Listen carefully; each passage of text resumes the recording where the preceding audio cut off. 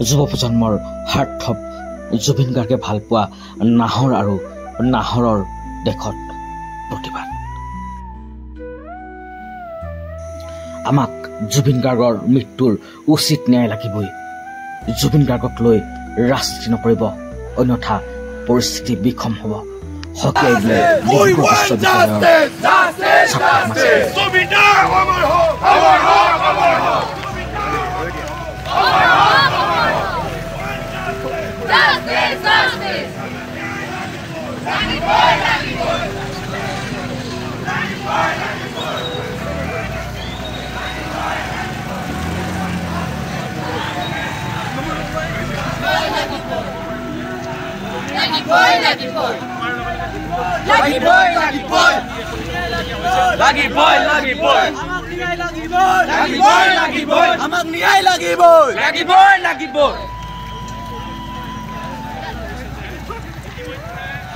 এইদৰে ডিব্ৰুগড় বিশ্ববিদ্যালয়ৰ সহস্ৰাধিক ছাত্ৰ ছাত্ৰীয়ে ২৭ নং ৰাষ্ট্ৰীয় ঘাইপথে উলিয়ালে মহামেঘা সমদল।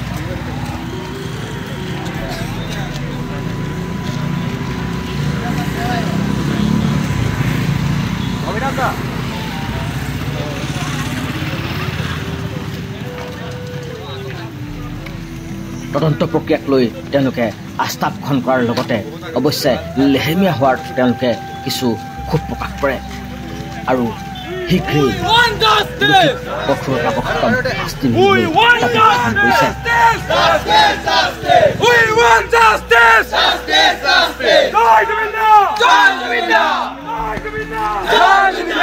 কি কয় শুনক যুৱ প্ৰজন্মৰ এইসকল ছাত্ৰ ছাত্ৰীৰ মুখেৰে।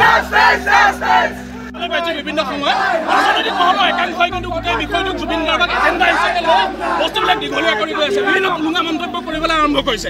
গতিকে আমি ইয়াৰ পৰাই সকীয়াই দিব বিচাৰিছোঁ যে জুবিন গাৰ্গ কেতিয়াও তেওঁলোকৰ ৰাজনৈতিক এজেণ্ডা হ'ব নোৱাৰে। জুবিন গাৰ্গ আমাৰ জাতিৰ স্বাভিমান, আমাৰ চিনাকি প্ৰতিগৰাকী হৃদয়ৰ চন্দন।